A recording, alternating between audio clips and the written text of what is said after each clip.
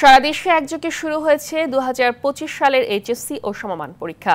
বাংলা প্রথম পত্রের মাধ্যমে পরীক্ষা শুরু হলো। 11টি সাধারণ বোর্ড, মাদ্রাসা ও কারিগরি বোর্ডে অংশ নিচ্ছে 12,55,111 জন শিক্ষার্থী।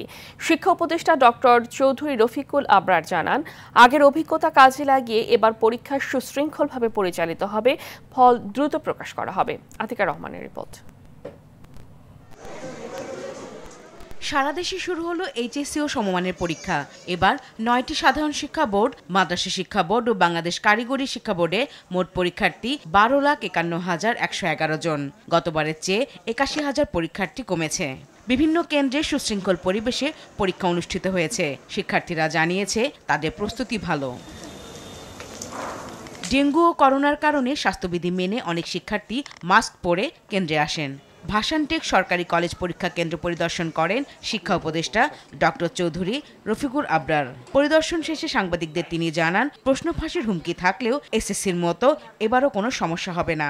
যেভাবে আমরা এসএসসিটা সামলেছি, আশা করি এগুলো আমরা সামলাতে পারবো এবং যতটুকু করণীয় অনেক আগের থেকেই প্রশ্নপত্রগুলো নির্দিষ্ট জায়গায় সেগুলো নিয়ে যাওয়া, সেগুলো একটা হেফাজতে রাখা এবং পরীক্ষার কিছুক্ষণ আগে সে সেন্টারগুলি নিয়ে আসা, সবকিছু মিলিয়ে খুবই একেবারে ডিটেইল প্ল্যানিংয়ের মাধ্যমে সেগুলো করা হয়েছে।